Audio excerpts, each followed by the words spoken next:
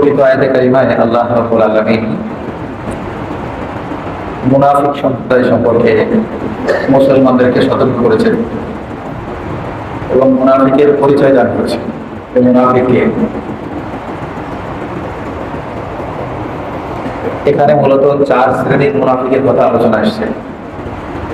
তার মধ্যে যে 3টি আয়াতে কারিমা তিলাওয়াত করেছি, এই 3টি আয়াতে কারিমার মধ্যে 1, 2, 3 প্রকারের মুনাফিক সম্পর্কে আলোচনা হবে। সামনের আয়াতে কারিমায় 4th নম্বর প্রকারের মুনাফিকদের আলোচনা। আল্লাহ রাব্বুল আলামিন ইরশাদ ফরমান, ফামা লাকুম ফিল মুনাফিকিনা ফিআতাইন। ঈমানদারদেরকে লক্ষ্য করে বলছেন, তোমাদের হলো কি? মুনাফিকদের সম্পর্কে তোমরা 2 দলে বিভক্ত হয়ে গেলা।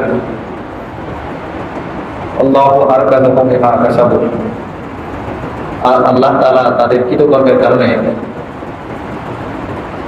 তাদেরকে পরিবর্তন করে দিয়েছে, পাল্টিয়ে দিয়েছে। ঘটনার বিবরণ এরকম, হযরত রাসূল আকরাম সাল্লাল্লাহু আলাইহি ওয়াসাল্লাম যখন কাফের মুশরিক বেদিনদের জুলুমের কারণে, অন্যায় অত্যাচারের কারণে মক্কায় মুকাররমায় দ্বীন ইসলামের দাওয়াত প্রসার দেওয়া দিন সংকীর্ণ হয়ে উঠল, আল্লাহ রাব্বুল আলামিনের নির্দেশে নবী আলাইহিস সালাতু ওয়াস সালাম মদিনাতুল মুনাওয়ারায় হিজরত করলেন। সেই সময়ে হিজরত করা আর না করা, ঈমানদার হওয়া আর না হওয়া, এটা প্রমাণ ছিল। হিজরতের প্রেক্ষাপটটা সেই সময় খুব জটিল ছিল। যদি কেউ মক্কায় মুকাররমায় থেকে কথা ঈমানদারের দাবিও করত, কিন্তু হিজরত করতে তার কোনো বাহ্যিক কোনো বাধা নেই, কিন্তু হিজরত করে তাকে ঈমানদার বলে স্বীকারোক্তি দেওয়া হতো। দাবি করছে ইমানে, কিন্তু হিজরত করে মক্কা থেকে মদিনায় যাচ্ছে না। হিজরত করে যাওয়ার পক্ষে কোনো বাধাও নেই, এরকম বাহ্যিক তখন কোনো বাধা নেই, কিন্তু হিজরত করছে না, আবার দাবি করছে ইমানের, তাকে বলা হতো মুনাফিক। সে সঠিক ঈমানদার নয়। ঘটনার প্রেক্ষাপট এইরকম, কিছু মানুষ মক্কা থেকে মদিনাতুল মুনাওয়ারায় হিজরত করে গেল। যাওয়ার পরে সেখান থেকে কিছুদিন মুসলমানদের সাথে থেকে পুনরায় আবার মক্কায় চলে আসে। মক্কায় চলে আসলে এরপরে তাদের জন্য বিধান ছিল মক্কায় এসে পুনরায় আবার তারা মদিনায় ফিরে যাবে, কিন্তু তারা আর মদিনায় গেল না। এই যে মদিনায় তারা গেল না, না যাওয়াকে কেন্দ্র করে ঈমানদারদের মধ্যে 2 ধরনের বিভক্তি সৃষ্টি হল। কিছু সংখ্যক ঈমানদাররা তাদের ব্যাপারে মন্তব্য করলো তারা তো ঈমানদার মান, আর কিছু সংখ্যক বললো যে না, তারা ঈমানের দাবিতে সঠিক নয়। কেন সঠিক নয়? মূল মানদণ্ড এটা, যদি ঈমানের দাবিতে সঠিক হতো তাহলে তারা মক্কা থেকে আবার মদিনায় হিজরত করে আসতে হবে। হিজরত হলো এখন ঈমানদার নাকি ঈমানদার না, এটা দলিল। যেহেতু আসেনি, অতএব তারা ঈমানদার নয়, তারা মুনাফিক। এই 2 গ্রুপ হয়ে গেল। আল্লাহ পাক বলছেন, ফামা লাকুম ফিল মুনাফিকিনা ফিআতাইন। দেখুন, শব্দ চয়নের দিক থেকে আল্লাহ পাক কিন্তু সরাসরি বলে দিয়েছেন ফামা লাকুম ফিল মুনাফিকিন। শব্দ বোঝায় যারা বাস্তবে মুনাফিক। তারা আল্লাহ বলছেন ফামা লাকুম ফিল মুমিনিনা ফিআতাইন, মুমিনদের ব্যাপারে তোমরা 2 গ্রুপ হয়ে গেলে। অথবা বলতে ফামা লাকুম ফিল নাসি ফিআতাইন, মানুষদের ব্যাপারে তোমরা 2 গ্রুপ হয়ে গেলে, তোমাদের হলো কি? আল্লাহ পাক এই শব্দ চয়ন করেন নাই যে মানুষদের ব্যাপারে 2 ভাগ হইলা, ঈমানদারদের ব্যাপারে 2 ভাগ হইলা, বরং সরাসরি বলে দিয়েছে মুনাফিকদের ব্যাপারে তোমরা 2 ভাগ হইলা। তার মানে যারা হিজরত করে এসে মদিনায় যাওয়ার পরে পুনরায় মক্কায় এসেছে, আবার হিজরত করে গেল না, এরা মুনাফিক। ডাইরেক্ট আল্লাহ বলেছে ফামা লাকুম ফিল মুনাফিকিনা ফিআতাইন। মুনাফিকদের ব্যাপারে তোমাদের 2 গ্রুপ হয়ে গেল, তোমাদের হলো কি? আল্লাহু আরকাযাকুম বিমা কাসাবু, অথচ আল্লাহ তাআলা তাদের কৃতকর্মের কারণে পাঠিয়ে দিয়েছে। দেখুন, আয়াতে কারিমার সামনের অনুবাদে বোঝা যাবে আল্লাহ রাব্বুল আলামিন কোন মানুষকে, তার কোন মাখলুককে নিজে নিজে কোনো খারাপ অবস্থার দিকে আল্লাহ পাক নিজের পক্ষ থেকে ফেলে দেন না। যে যে ধরনের বিপদের সম্মুখীন হোক, যাই হোক, সেটা তার কৃতকর্মের কারণেই হয়। সে ওই ধরনের কাজ করেছে বা করে, সে কারণে ওদের সম্মুখীন হয় না। সামনে আয়াতে বলছে আতুরিদুনা আন তাহতাদু মান আদাল্লাল্লাহ, আল্লাহ যাদেরকে নিজ ইচ্ছায় পথভ্রষ্ট করে দিয়েছে, তোমরা কি চাও তাদেরকে পথ দেখিয়ে দিবে, হিদায়াত দিয়ে দিবে? আতুরিদুন, তোমরা কি চাও আন তাহতাদু, যে তোমরা হিদায়াতের পথ দেখিয়ে দিবে, মান, ওই ব্যক্তিদেরকে আদাল্লাল্লাহ, যাদেরকে আল্লাহ পথভ্রষ্ট করে দিয়েছে। দেখুন, যদি আরো গভীরভাবে না দেখি তাহলে কিন্তু একটা প্রশ্ন হয় যে আল্লাহই তো পথভ্রষ্ট করে দিয়েছেন, তাহলে আমি আর করবো কি? আমাদের সমাজে অনেক মানুষ বলে আল্লাহই আমার যদি পথভ্রষ্ট করে দেয় তাহলে তার আর কি থাকলো? আল্লাহই তো তার পথভ্রষ্ট করে দিচ্ছে। খুব গভীর ভাবে এটা বুঝতে হয় যে আল্লাহ কাউকে অনর্থক পথভ্রষ্ট করে দেন না। সে পথভ্রষ্টের কাজ করতে করতে করতে করতে করতে করতে এমন একটা পর্যায়ে পৌঁছে যায় যে সেখান থেকে সে আর ফিরে আসবে না। এটা মানুষ হিসেবে আমরা জানি না যে সে আর ফিরবে না, কিন্তু আল্লাহ বর্তমান ভবিষ্যৎ সব কিছু আল্লাহ জানেন। কি বলে? আল্লাহ পাকের জন্য কোনো প্রেজেন্ট পাস্ট ফিউচার নাই, সব প্রেজেন্ট। আল্লাহ পাকের জন্য কোনো পাস্ট ফিউচার নাই, আগে আর পরে নাই, সব প্রেজেন্ট। এখন থেকে কোটি কোটি বছর পরে কি হবে সব এখন প্রেজেন্ট। তো সে কোনোদিন এই রাস্তায় ফিরে আসবে না, এটা আল্লাহ পাক তাকে সৃষ্টির আগে থেকে জানে। সে এই গতিতে চলবে, সে যেহেতু আসবে না, এটা জানেন একমাত্র আল্লাহ, কোনো মানুষ জানে না, কোনো সৃষ্টি জানে না। সে কারণে আল্লাহ রাব্বুল আলামিন, সে যে আল্লাহ বিরোধী, দিন বিরোধী, শরীয়ত বিরোধী, মুসলমানদের বিরোধী, সৃষ্টিকুলের নিরাপত্তা বিরোধী, সৃষ্টির সুখ শান্তি বিরোধী কাজ সে করতেই থাকবে, করতেই থাকবে। এই জন্য আল্লাহ রাব্বুল আলামিন তার ওই কৃতকর্মের কারণেই তাকে পথভ্রষ্ট করে দিয়েছে। আল্লাহ তাআলা নিজের থেকে কাউকে নির্ধারিত করে দেন নাই যে না, নিজে নিজে কাউকে পথভ্রষ্ট করে দেন। তার কোনো কর্মের এখানে দখল নাই, কেমন হয়? সোজা কথা, তার কর্মের কারণে সে পথভ্রষ্ট হয়েছে। আতুরিদুনা আন তাহতাদু মান আদাল্লাল্লাহ, আল্লাহ তাআলা তাকে পথভ্রষ্ট করে দেন, তোমরা কি চাও তাদেরকে হিদায়াতের পথে আনার জন্য? ওমাই ইউদিলিল্লাহু ফালান তাজিদ লাহু সাবিলা। বস্তুত বাস্তবতা তো এরকম যে আল্লাহ তাআলা তাকে পথভ্রষ্ট করে দেন, তোমরা পশ্চিম কালেও তার জন্য হিদায়াতের রাস্তা পাবে না। আবু জাহালকে তো কম চেষ্টা করা হয়নি, কম মুজিজা দেখানো হয়নি। আবু জাহেলের মতো মুজিজা নবীদের অন্য দূর দূরান্তের মানুষ খুব কম দেখছে। একদম ঘরের পাশে থেকে কত কাছে বাড়ি দেখছেন। নবী আলাইহিস সালামের সবচেয়ে নিকটবর্তী প্রতিবেশী আবু জাহেল, তাই না? সবচেয়ে নিকটবর্তী প্রতিবেশী। নবীজির বাড়ি যেখানে জন্ম, সেখান থেকে আবু জাহেলের বাড়ি সবচেয়ে কাছের প্রতিবেশী আবু জাহেল। সে যতটা নবীজিকে দেখছে, অন্য আর মানুষ দূর দূর থেকে এত দেখা হয়। তার সামনে যত মর্যাদা প্রকাশ পেয়েছে, হাতের ভিতরে পাথর, তো বলতেছে কি বলো দেখি। নবীজি বলতেছে যে আমি বলবো নাকি হাতের ভিতরে যেটা আছে সেটাই বলবে? হাতের ভিতরে যে পাথর বলে হচ্ছে আমরা 6টা পাথর, কি এতে জাদুকার? এত বড় জাদুকার পাথরকেও কথা বলাই দেয়। নাউজুবিল্লাহ মিন যালিক। আসলে যে নসিব নাই, আসলে কি নাই, নসিব নাই। ওই কথা বলতেছি যে আল্লাহ তাআলা যাকে পথভ্রষ্ট করে দেয়, তোমরা কি তার জন্য পথ খুঁজে পাবে?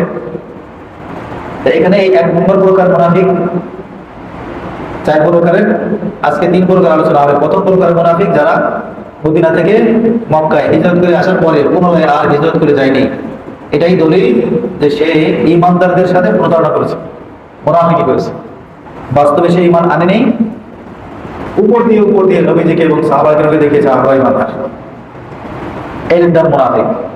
মুখে একটা, অন্তরে আর একটা, বলে একটা, করে আর একটা, বিশ্বাস আছে একটা, প্রকাশ করে আর একটা। এটার নাম মুনাফিক। এর এক শ্রেণী।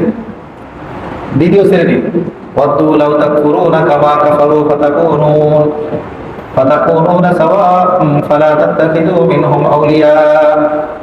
ওয়াদু লাউ তাকফুরুন, এই সমস্ত মুনাফিকদের মনের কথা হলো এরকম, তারাও চায় যে তোমরাও যদি কুফরি করতে, প্রকাশ করে না, কিন্তু তাদের আশা বর্তমানে মনের আশা, মনের ভালোবাসা, কামনা, লাউলা ফুরুনা, যদি তোমরাও কুফরি করতা কামা কাফারু, যেভাবে এই সমস্ত মুনাফিকরা নিজেরা আল্লাহ পাকের সাথে কুফরি করে, ফাতাকুনুনা সাওয়া, তাহলে তোমরা আর তারা পরস্পর সমান সমান একরকমই হয়ে যাইতা। তারাও যেরকম ভাবে, যেরকম বিশ্বাস করে, তোমাদেরও সেরকম ভাবনা, যেরকম বিশ্বাস, তাদের সাথে সমান সমান বরাবর হয়ে গেলাম। ফালা তাত্তাখিযু মিনহুম আউলিয়া, আল্লাহ পাক সতর্ক করে দিচ্ছেন যে এইরকম মন মানসিকতা যাদের, তাদেরকে কখনো বন্ধুরূপে গ্রহণ করবে না। ফালা তাত্তাখিযু মিনহুম আউলিয়া, এদেরকে কখনো বন্ধুরূপে গ্রহণ করবে না। হাত্তা ইউহাজিরু ফি সাবিলিল্লাহ, যতক্ষণ না পর্যন্ত তারা আল্লাহর সন্তুষ্টির জন্য মক্কা থেকে মদিনায় হিজরত করে না আসে। হিজরত ঈমানের মানদণ্ড করে দিয়েছেন। মুনাফিক থেকে বেরিয়ে আসা মানদণ্ড হলো হিজরত। তারা যে মুনাফিক না বোঝা যাবে কখন? বোঝা যাবে যদি তারা মক্কা থেকে হিজরত করে মদিনায় চলে আসে। যতক্ষণ না আসবে ততক্ষণ তারা মুনাফিক। উপর দিয়ে ঈমান প্রকাশ করছে, ভিতরে মনের গভীরে তাদের ঈমান নেই, অন্তরে তাদের ঈমান নেই। উপর দিয়ে বলছে আমরা ঈমানদার, অন্তরে যে ঈমান আছে এটা বোঝা যাবে তখন যদি তারা মক্কা ছেড়ে মদিনায় হিজরত করে চলে আসে। হাত্তা ইউহাজিরু ফি সাবিলিল্লাহ, যতক্ষণ না পর্যন্ত তারা আল্লাহর রাস্তায় হিজরত করে মক্কায় মুকাররমা থেকে মদিনাতুল মুনাওয়ারায় চলে না আসে, ততক্ষণ পর্যন্ত তাদেরকে বন্ধু হিসেবে গ্রহণ করবে। তারা তোমাদের বন্ধু হতে পারে না, তারা ঈমানদার নয়, তারা মুনাফিক। ফাইন তাওয়াল্লাউ ফাখুযুহুম, যদি তারা মুখ ফিরিয়ে নেয় এই হিজরত থেকে, ঈমান থেকে, তাহলে তাদের ব্যাপারে ফয়সালা বলছে ফাখুযুহুম, তাদেরকে পাকড়াও করো, ওয়াকতুলুহুম, এবং তাদেরকে হত্যা করে দাও, হাইযু ওয়াজাদতুমুহুম, পৃথিবীর জমিনে যেখানে তাদেরকে পাও। মুনাফিকদের শাস্তি হলো যারা এমন কাজ করলো, ফাইন তাওয়াল্লাউ, তারা যে দিন থেকে, ইসলাম থেকে, হিজরত থেকে মুখ ফিরে নেয়, ফাখুযুহুম, তাদেরকে পাকড়াও করো, ধরো। তবে এই দায়িত্ব ইসলামিক রাষ্ট্র প্রধানের, সরকার প্রধানের। পুলিশ দিয়েছে ধরে আনবে, শাস্তির ব্যবস্থা সরকার করবে, ব্যক্তিগত জনগণ নয়। তাহলে সমাজে আরো বিশৃঙ্খলা দেখা যাবে, মারামারি, কাটাকাটি, হানাহানি, বিশৃঙ্খলা হবে। কে কাকে ধরবে? তুচ্ছতা ছিল সাধারণ কারণে একজন আরেকজনের মধ্যে মনোক্ষুণ্ণ হবে, তখন একটা অজুহাত দিয়ে ধরে বলবে, দেখাবে যে না, সে দিন ধর্মের এরকম বিরোধিতা করছে। এই জন্য বাস্তবে যদি এরকম প্রমাণিত হবে, তখন ইসলামিক শাসক যিনি, তিনি প্রশাসনিক ভাবে তাকে ধরবেন, শাসক তাকে শাস্তি দিবেন। ফাখুযুহুম, তাকে যেখানেই পাওয়া যাবে তাকে ধরে আনো, ওয়াকতুলুহুম, এবং তাকে হত্যা করে দাও, হাইযু ওয়াজাদতুমুহুম, যেখানেই তোমরা তাদেরকে পাবে, যেখানে পাবে জমিনের, সেখান থেকে ধরে এনে তাদেরকে হত্যা করে দাও। ওয়ালা তাত্তাখিযু মিনহুম ওয়ালিয়া, তাদের কাউকে বন্ধু বানাবে না, ওয়ালা নাসীরা, এবং সাহায্যকারীও বানাবে না। তারা তোমাদের সাহায্যকারী নয়, তারা তোমাদের বন্ধু নয়। আজ কিন্তু মুসলিম উম্মাহ, মুসলিম রাষ্ট্রপ্রধানদের কাছে এই বেঈমানরাই বড় সাহায্যকারী, বড় বন্ধু হয়ে গেছে। আর পিটান এখন আমরা এজন্যই খাচ্ছি, জায়গায় জায়গায় যে হেনস্থা হচ্ছি, পিটান খাচ্ছি আল্লাহ তাআলার হুকুম লঙ্ঘনের কারণে। আজ ইহুদি, নাসারা, বেদিন, খ্রিস্টান যারা, তাদের আমরা আমাদের মুসলমানদের রাষ্ট্রপ্রধানদের, মুসলমানদের রাষ্ট্রকর্তাদের, তারা তাদের বড় বন্ধু। তাদের বলে যে বসতে আমরা নিষেধ করি না, তাদের আসল আমাদের গায়ে দিতে আমরা একটু দ্বিধাবোধ করি না। এখন এই জন্য পিঠা খাবার এই জন্যই খাচ্ছি, আল্লাহর হুকুম লঙ্ঘনের কারণে খাচ্ছি। ইল্লাল্লাযীনা ইয়াসিলুনা ইলা কওমিন, কয় হিজরত করে আসার পরে মদিনা থেকে যখন চলে গেল, যাওয়ার পরে সবাই মক্কায় যায়নি, কেউ কেউ আশপাশের বিভিন্ন অঞ্চলেও গিয়েছে। ইল্লাল্লাযীনা ইয়াসিলুনা ইলা কওমিন বাইনাকুম ওয়া বাইনাহুম মিসাক, মক্কা থেকে মদিনায় আসার পরে যদি পুনরায় মক্কায় না গিয়ে এমন কোন সম্প্রদায়ের কাছে যায় যে সম্প্রদায়ের সাথে তোমাদের সন্ধি চুক্তি আছে, বেদিন কিন্তু তাদের সাথে মুসলমানদের সন্ধি চুক্তি আছে, এরকম সন্ধি চুক্তি আছে এমন সম্প্রদায়ের কাছে গিয়েছে। এটা হলো দ্বিতীয় দল, যারা সরাসরি কাফেরদের কাছে যায়নি, বরং এইরকম কাফেরদের কাছে গিয়েছে যাদের সাথে মুসলমানদের বিভিন্ন বিষয়ে সন্ধি চুক্তি আছে। অথবা এমন জাতির কাছে গিয়েছে যে জাতি তোমাদের ব্যাপারে হত্যা কাজে নামতে তথা তোমাদের বিপক্ষে যুদ্ধ করতে তাদের মন সংকীর্ণ, তাদের মন থেকে তারা তোমাদের ব্যাপারে যুদ্ধ করতে চায় না, মুসলমানদের সাথে যুদ্ধে আগ্রহী নয়। এইরকম সম্প্রদায়ের কাছে গিয়েছে যে মুসলমানদের উপর অস্ত্র ধরে না, তারা বেঈমান, কিন্তু নিজেদেরকে অবস্থা নিজেরা গুনায় রাখে, অস্ত্র ধরে মুসলমানদের উপরে হামলা করে না। অথবা এরকম সম্প্রদায়ের কাছে গিয়েছে যদি এখন তারা ঈমান প্রকাশ করে তাহলে তাদের নিজের জাতি তাদেরকে হত্যা করে দেবে। সরাসরি কাফেরদের কাছে যায়নি, গেলে এমন সম্প্রদায়ের কাছে, সেখানে গিয়ে যদি নিজেদের ঈমানের কথা প্রকাশ করলে তাদের নিজের স্বজাতি যারা আছে তারাই এদেরকে হত্যা করে দেবে। এই ভয় আছে। এরকম যদি হয়, দ্বিতীয় গ্রুপ হলো মুসলমানদের সাথে সন্ধি চুক্তি আছে, বেদিন হওয়ার পরও যদি তাদের কাছে যায়, এই এক গ্রুপ। তৃতীয় গ্রুপ হলো হয়তোবা ঈমানদারদের ব্যাপারে তারা অস্ত্র ধরে না, অথবা তাদের পরস্পরে কোনো দ্বন্দ্ব বাঁধে, সে কারণে তারা কোনো যুদ্ধ বিগ্রহ করতে চায় না। এই তৃতীয় প্রকার। এই শ্রেণীর যারা আছে মুনাফিক, এরাও বাস্তবে যদিও মুনাফিক, কিন্তু এদের ব্যাপারে আল্লাহ পাকের হুকুম হলো যদি আল্লাহ চাইতেন তাহলে এদেরকেও তোমাদের উপরে ক্ষমতা দান করতেন। আল্লাহ চাইলে এদেরকে ক্ষমতা দিতেন, তোমাদের উপরে কর্তৃত্ব দান করতেন। যদি কর্তৃত্ব দান করতেন তখন তারা তোমাদেরকে উল্টো হত্যা করতো, তারা তোমাদেরকে মারতো, যেখানে পাইতো সেখানে মারতো, কিন্তু আল্লাহ দেন নাই। না দেওয়ার কারণে এরা তোমাদের উপরে, মুসলমানদের উপরে হামলা করতে পারছে না। যদি তারা তোমাদের থেকে বিমুখ হয়ে থাকে তাহলে তোমরা তাদের সাথে আর হত্যাকার্যে জড়িত পড়ো না। তারা এখন তোমাদের বিরুদ্ধে অস্ত্র ধরছে না, যখনই ধরছে না তোমরাও তাদের সাথে যুদ্ধে যেও না। অথবা তারা যদি নিজেরা আত্মসমর্পণ করে, যেখানে থাকে সেখান থেকে যুদ্ধ না করে নিজেরা আত্মসমর্পণ করে, যে না আমরা আমাদের শাসন ব্যবস্থাকে মেনে নিলাম, আমরা জিজিয়া কর ইত্যাদি দিয়ে আমরা মুসলমানদের সমাজে, মুসলমানদের রাষ্ট্রে বসবাস করবো, আত্মসমর্পণ করে। তাহলে এই শ্রেণীর মানুষদের উপরে আল্লাহ তাআলা আক্রমণ করার মতো কোন অধিকার আল্লাহ পাক রাখেনি। দেখেন ইসলাম কত চমৎকার।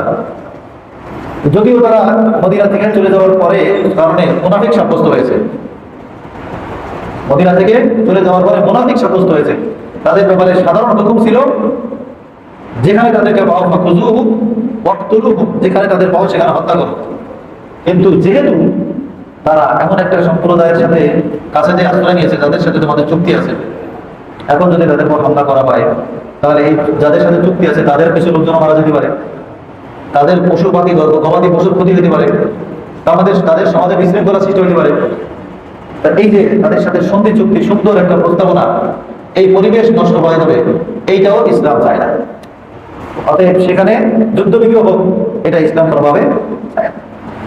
দ্বিতীয়ত, যারা নিজেরা আত্মসমর্পণ করেছে, আত্মসমর্পণ করে যারা, তাদের প্রতিও ইসলাম যুদ্ধ করার মতো কোনো অনুমতি পারমিশন দেয়নি। কত বড় মানবতার ধর্ম হলে এটা হতে পারে। অন্য জায়গায় আলোচনা গিয়েছে, মক্কা যখন বিজয় হলো, নবী আলাইহিস সালাম ঘোষণা করে দিয়েছে যারা বাইতুল্লাহ আশ্রয় নেবে, আবু সুফিয়ানের ঘরে আশ্রয় নেবে, তারা নিরাপদ। যারা আমাদের কখনো অস্ত্র ধরবে না, আমাদের বিপক্ষে যারা অস্ত্র নিয়ে দাঁড়াবে না, তাদেরকেও নবীজি তাদের নিরাপত্তা দান করেছে। যারা শিশু, যারা বয়োবৃদ্ধ বৃদ্ধা, তাদের ব্যাপারে ইসলামে অস্ত্র ধরা নিষেধ। যারা অসুস্থ রোগী, একমাত্র শুধুমাত্র অস্ত্র ধরার আদেশ ইসলামে তাদের যারা ঈমানদারদের বিপক্ষে অস্ত্র ধরে, অস্ত্র তুলে ময়দানে আসে।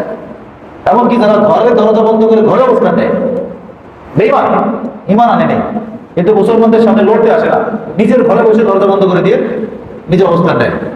ইসলাম বলে যে না, তাদের পরেও হামলা করে। এইরকম সুন্দর বিধিবিধান যে ইসলামে যে ধর্ম আছে, সেই ধর্মকে আমরা আমাদের সমাজে এখন এক শ্রেণীর মানুষ, জনগোষ্ঠী, তারা ইসলামকে, মুসলমানকে কলুষিত করে, এটা জঙ্গিবাদী বলে করে না। ইসলামকে, মুসলমানকে কলুষিত করতে চাই, এটা কোন জঙ্গিবাদী। নাউযুবিল্লাহ মিন যালিক। ইসলামের মতো এত সুন্দর রাষ্ট্রনীতি, পররাষ্ট্রনীতি, ইসলামের মতো এত চমৎকার সুন্দর পররাষ্ট্রনীতি পৃথিবীর বুকের কোন ধর্ম নাই, কোন ইসলামে কোন মতাদর্শে নাই। এ পর্যন্ত উপহার নিতে পারেনি, কিয়ামত পর্যন্ত পারবে না। এত চমৎকার, এত সুন্দর, এত ভালো, যেখানে নিজের ঘরে বসে আছো, দরজা বন্ধ করে আছো, সেখানে আর ইসলাম নীরব, থেমে গেছে, যাবে না। ভয়বৃত্ত নাই, সেখানে অস্ত্র ধরেনি, নাই, আত্মসমর্পণ করছে, বাস, তার ব্যাপারে অস্ত্র ধরে নেই।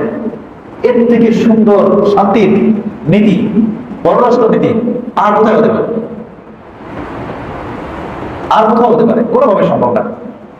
আল্লাহ রাব্বুল আলামিন ফামা জাআলাল্লাহু লাকুম আলাইহিম সাবিলা, তাই যারা তোমাদের ব্যাপারে আত্মসমর্পণ করেছে, যদিও মুনাফিক প্রমাণিত হয়েছে, তারপরেও আত্মসমর্পণের কারণে তাদের উপরে তোমাদের আর কোনো হক নেই যে তাদের উপরে আক্রমণ করবে, তাদেরকে হামলা করবে।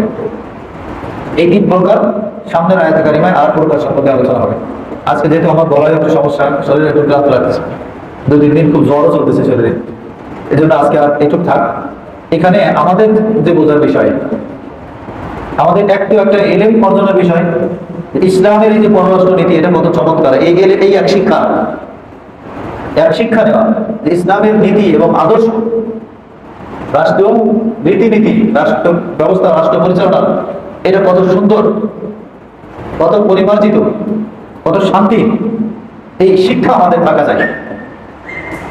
যদি না থাকে তো আমরা এই শিক্ষার দুর্বলতার কারণে বিভিন্ন বক্তব্য, বিভিন্ন পত্র পত্রিকার লেখা, বিভিন্ন অপপ্রচারে আমার ভিতরে দুর্বলতা, আরে তাহলে কি আমারই এরকম নাকি?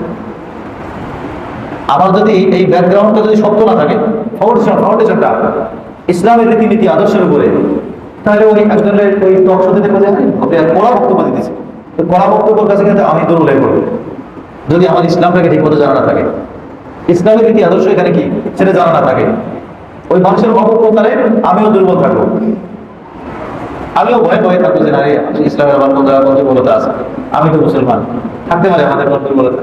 ওই সময় টেকনোলজি ছিল না, বিজ্ঞান ছিল না, কম্পিউটার ছিল না, অমুক ছিল না, তমক ছিল না, সেই সময় কত কিছুই না হইতে পারে, আমরা আসলে আমাদের দুর্বলতা আছে না। ইসলামের মৌলিক শিক্ষা, পররাষ্ট্রনীতি, সমাজ বিজ্ঞান, এগুলো সব সম্পর্কে আমাদের জানা থাকলে তখন আমরা কিন্তু অন্যের কাছে দুর্বল হব, নিজের কাছেও দুর্বল হব। এক, দ্বিতীয়ত যে কাজগুলো সেই সময় হয়েছে, এইরকম বিভিন্ন সময়ের ঈমানের পরিচয় দানকারী বহু পর্যন্ত বিভিন্ন সময়ের প্রেক্ষাপটে অনেক কিছু আসবে। সময়ের প্রেক্ষাপটে ওই সময় একটা দলিল ছিল যে হিজরত করে না আসলে সেই ইমানদার হতে পারবে না। সময় অবস্থায় বিভিন্ন সময় আমাকে এমন এমন কিছু জিনিসের সম্মুখীন করবে, সেখানেও আমাকে ঈমানের পরিচয় দিতে হবে, সেখানেও আমাকে ঈমানের পরিচয় দিতে হবে। ধরেন নবী আলাইহিস সালামকে কোন দেশের রাষ্ট্রপ্রধান বা কোনো বড় কর্তা ব্যক্তি নবীজিকে সরাসরি কুচ্ছা উড়াচ্ছে বা গালি দিচ্ছে, তো আমি ইমানদার হিসেবে না প্রতিবাদ করি, না মনে মনে একটু ঘৃণাও করি, মনে মনে না একটু ঘৃণা করি, না তার কোনো প্রতিবাদ করি। এখানে আমার ইমানের একটা পরিচয় বহন করে একটা আলামত থাকা চাই। আমি যদি সেখানে গিয়েও কিছু করতে না পারি, কমপক্ষে আমার মনে মনে ঘৃণা করা চাই যে আমাদের নবী, যিনি সর্বশ্রেষ্ঠ মানব, সর্বশ্রেষ্ঠ আদর্শবান, তার আদর্শের উপরে একজন বেদিন অমুসলিম সে দোষের কালিমা লেপন করবে, আমার মনের ভিতরে একটু ব্যথা আসবে না, আমি কিরকম ইমান থাকবো? এরকম ইমানের বিভিন্ন সময় বিভিন্ন দাবি আমাদের প্রকাশ করতে হবে, সেটাতে যেন আমরা পিছনে না থাকি। এখানে যেমন দাবি ছিল যে ইমানদার যদি হোক হিজরত করে চলে আসবে, হিজরত করে যতক্ষণ না আসবে ততক্ষণ ইমানদার হতে পারবে না। অনেক সময় রাষ্ট্রীয়ভাবে অনেক বড় বড় কাজ হয় যেটা কোরআন সুন্নাত ধর্ম শরীয়ত বিরোধী। যেমন একটা কাজ কিছুদিন আগে হতে গিয়েছিল, আলহামদুলিল্লাহ ওলামা একরামের মুসলমানদের প্রতিবাদে হয়নি, সরকার বাস্তবায়ন করেনি, এটা সরকারকে ধন্যবাদ দিতে হয়। নারী আর পুরুষ, ছেলে আর মেয়ের সমানাধিকার, বিশাল আলোচনা চলতেছিল, হাইকোর্ট সহ, কোর্টের উকিল মুক্তার সহ দিয়ে লেখালেখি মোটামুটি পাশ হয়ে গেছিল প্রায়। ছেলেও আমার যে সম্পদের যে পরিমাণ পাবে, মেয়েও পাবে, ছেলেও যে পরিমাণ পাবে, মেয়েও ওই পরিমাণ পাবে। অথচ এটা কোরআন সুন্নাহ বিরোধী, পরিষ্কার কোরআনের বিপক্ষে, বিরুদ্ধে। কোরআনের ঘোষণা এক মেয়ে যতটুকু পাবে এক ছেলে তার দ্বিগুণ পাবে। এখন আমার কানে আসলো, আমি একদম নীরব, এই আইন হচ্ছে কোরআন বিরোধী, আমি একদম নীরব, আমার ক্ষমতার শক্তি থাকা পরেও আমি নীরব। এই দেখি ইমানের পরিচয় নেই। বিশেষ করে যদি আমার উপরে তার ক্ষমতা থাকে, যে পর্যায়ের ক্ষমতা থাকে সেই পর্যায়ের ক্ষমতা ব্যয় করা, সেটাই আমার ইমানের থাকে। যে বলতে হাদিসে পাকের মধ্যে আছে মান রাআ মিনকুম মুনকারান ফালিয়ুগাইয়িরু বিয়াদিহি, যে সমাজে কোনো খারাপ অশ্লীল কোরআন সুন্নাহ ধর্ম বিরোধী কাজ, খারাপ কাজ দেখে, গুনাহের কাজ, সেজন্য প্রথম কাজ হলো ফালিয়ুগাইয়িরু বিয়াদিহি, সেজন্য হাত দিয়ে এটাকে বাধা দেয়। এখন বলবেন যে আমার তো শক্তি এরকম নাই, এলাকার চেয়ারম্যান সাহেব করতেছে, কোথায় কথা, এমপি সাহেব করতেছে, কমিশনার সাহেব করতেছে, আমি তো একজন সাধারণ জনগণ, আমি তো ওনার হাত ধরতে পারবো না। শরীয়ত বলে যে তুমি যে তারা হাত ধরে না বুঝতে পারো, ঠেকাই দিন আমাকে, কমপক্ষে যে তাকে যেন সুন্দরভাবে বোঝাও। ফাইনলাম ইয়াস্তাদি ফাবিলিসানি, সুন্দর সাবলীল কোরআন সুন্নাহর মর্ম বাণী দিয়ে, ধর্মীয় মর্ম বাণী দিয়ে তার পিঠে হাত গুছে, হাতে পায়ে ধরে অনুনয় বিনয় করে সাবলীল ভাবে তাকে যে বোঝাও, এটা আপনি মুসলমান, আপনার মুসলমান, এটা কোরআনে এরকম আছে, শরীয়তে এরকম, এটা তো আমাদের করার হুকুম নেই, বললে আমরা এরকম আল্লাহর কাছে আমরা অপরাধী হয়ে যাবো, করলে আমাদের এই ক্ষতি হবে, এটা শরীয়তে বৈধ না, বুঝাও। ফাবিলিসানি ফাইনলাম ইয়াস্তাতি, নবীজি বলছেন যে কিছু কিছু অবস্থা এরকম আছে মুখ দিয়ে বলতে গেলেও সে জুলুম করবে। পরিবেশ যদি এরকম হয় যে মুখ দিয়ে তাকে অন্যায় কাছ থেকে বোঝাবার এইরকম ক্ষমতাও আমি রাখতেছি না, তাও যদি না হয় ফাবে কলবি, তাহলে মন দিয়ে কমপক্ষে ঘৃণা করে। এখন আমার মনের ভিতরে ঘৃণা আসবে না, আমার বাড়ির পাশের ছাদে একদম বাস বড় মাইক টাইক দিয়ে নাচ গান নাটক সিনেমা হচ্ছে, আমার মনের ভিতরে একটু ঘৃণাও নাই, আমি পাশের থেকে যেয়ে থাকি না বাধা দিলাম যে ভাই এটা শরীয়ত গর্হিত কাজ, এটা ধর্ম বিরোধী কাজ, ঈমান পরিপন্থী কাজ, না যেয়ে থাকি হাত ধরে ঠেকাইলাম, এটা করতে পারবো না, সেটা না বলি অনুরোধ যে করলাম না, মনের ভিতরে বলে যাক, ওখানে যাওয়া লাগতেছে না, ঘরে শুয়ে শুয়ে শুনতে পারতেছে, এটা একটা বাঁকাই মাথা নাকি, যাক ওখানে যাওয়া ছাড়া তো কাছে কাছে আয়োজন হয়েছে, ঘরে শুয়ে শুয়ে শুনতে পারলাম। আমাদের অবস্থা হয়ে গেছে এরকম, যাক ওখানে গেলে তো এটা বদনাম হইল, যে নামাজ কালাম পড়ে হাজি সাহেব মসজিদে যাই, ওইখানে যাই দেওয়া গান শুনতেছে কিরকম, যাক এই বিপদের সম্মুখীন হলেন না, ঘরে বসেই পাইছে, মনে আসি আপনি ঘরের ভিতরে আওয়াজ ছেড়ে আসছে। আল্লাহ অথচ প্রথম বসিল তাকে যে ঠেকানো, সেটা না বলে বোঝানো, সেটা না বলে কমপক্ষে মনের ভিতরে মনে মনে ঘৃণা করা। এইরকম যে কথাটা ইমানের পক্ষে, আমি যে ইমানদার, কিয়ামত পর্যন্ত বিভিন্ন সময়ে সব সময় একরকম দাবি আসবে এমন না। ওই সময় দাবি ছিল হিজরত করতে করো, হিজরত করবো না তো তুমি ইমানদার, এটা দাবি করতে পারবো না। এক এক সময় এক এক দাবি আমার কাছে আসবে, আমি যে ইমানদার, আমার ইমানদারের পরিচয় দিতে হবে, ওই দাবিতে যেন আমরা উপযুক্ত ভূমিকা রাখতে পারি। এই নসিহত আমাদেরকে আল্লাহ রাব্বুল আলামিন করেছেন যে আমার ইমানের পরিচয় রক্ষার জন্য যে আমরা সময় মতো ওই দাবি পূরণ করতে পারি। আল্লাহ রাব্বুল আলামিন আমাদেরকে তৌফিক দান করেন।